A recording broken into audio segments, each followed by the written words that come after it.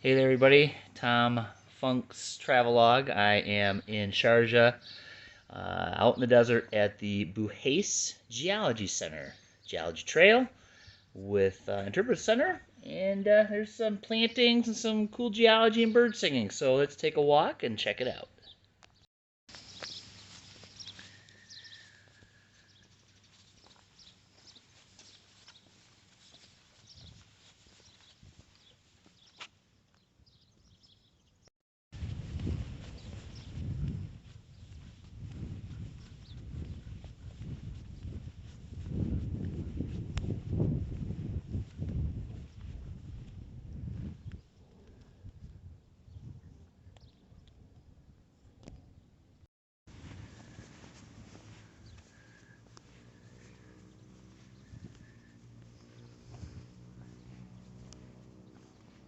Behind me over my shoulder is a geological feature, and a lot of the hills out here have small caves in them.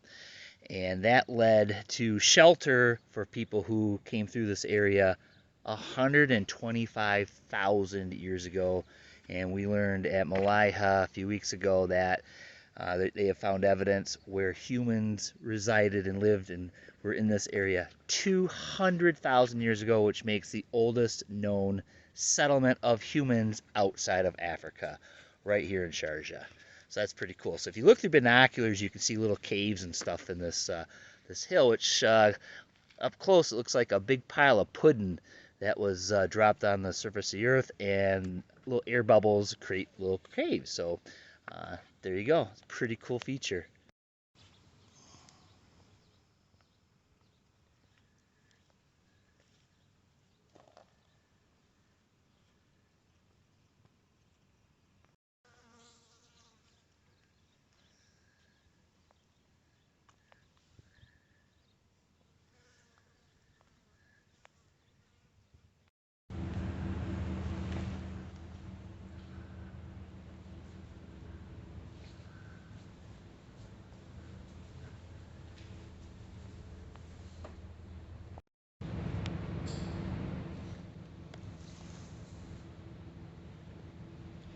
This is the first time I have ever seen the Milankovitch cycles explained in a museum and its relationship to long-term climate. I want to pinch myself because Milankovitch is one cool dude. You should look him up.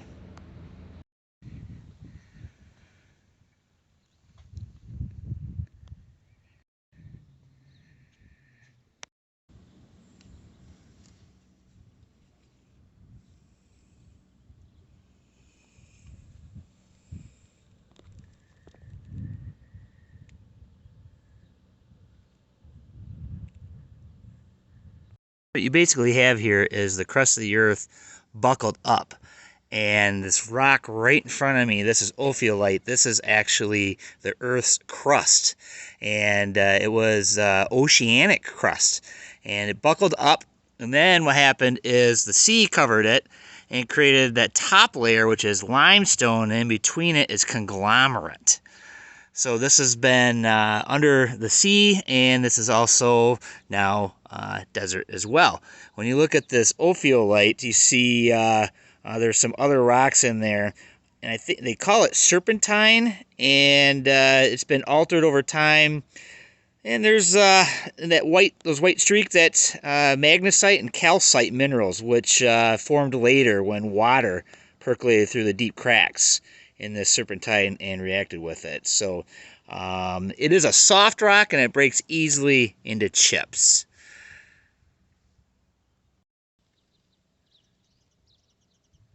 Being that this is limestone, there are a lot of fossils in this area, and this rock here in particular has fallen from the cliffs in the background, and it has at least 6 large rudists, which are cone-shaped mollusks, along with many smaller mollusks, pieces of shells, round nodules formed by algae, so on and so forth. So these and other fossils of marine organisms indicate that this limestone formed at a time when this area which is now a desert, was covered by a shallow sea. And back home in Michigan, we have limestone, which is full of fossils. Same kind of situation. This rock right here is a conglomerate rock. And you can see an upper layer of large, partially rounded rocks in a red matrix, which was formed below a coastal cliff, and this lower layer, smaller, closely packed around cobbles, kind of grayish green, and it likely formed along a stony beach, washed by waves that rounded the rocks out. And this may have once resembled today's coastline at Corfacan with rocky headlands and sheltered beaches, which you'll see up there today. So this is pretty cool. You're seeing a mixture of these various rocks mixed in with each other. And in front of me is a wadi, W-A-D-I. Wadis are intermittent streams that are found usually in valleys. When it rains out here, which is very infrequently, the water will rush down a hillside into like a gully. So this is basically a gully. It's got a fair number of plants in it because it's rained recently. And we're actually standing what we think is the headwater of it. And there's a valley that goes down around the hill. And if I turn... And look, this is Nathaniel pointed out that it's starting up here and flowing down this hillside. So it's cool to come out here after it rains, because then you see stuff like this, green plants and flowers, because it's moist out from all the rains we've had recently.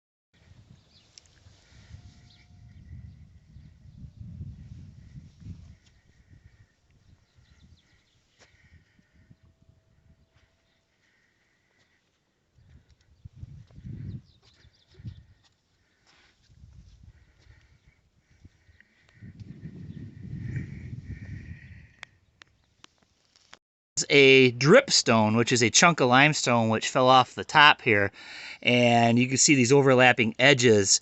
It's where the limestone partially dissolved and created what we would call a stalactite, and they call it something else, I forget already, but it's kind of like what happens with our limestone when it dissolves and then it redeposits. It creates what we're familiar with in our caves in North America.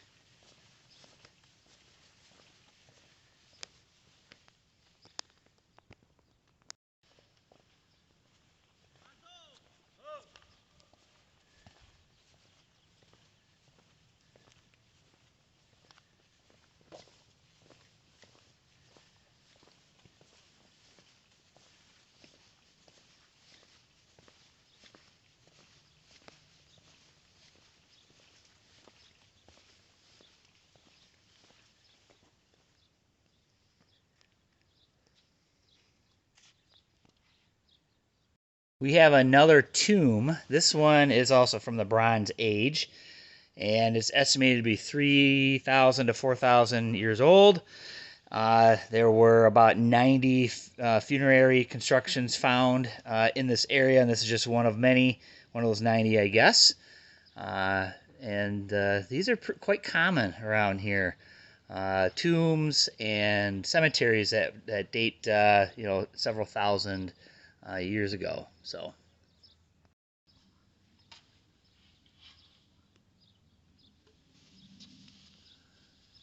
Sharjah is also the emirate that prides itself and makes great strides to bring about Emirati culture, also archaeology, anthropology, art, and reading. So Sharjah is kind of our favorite go-to place right now because there's a lot of cool outdoorsy, hikey, geology, anthropology type stuff up in this area. And it's also absolutely beautiful out here as well.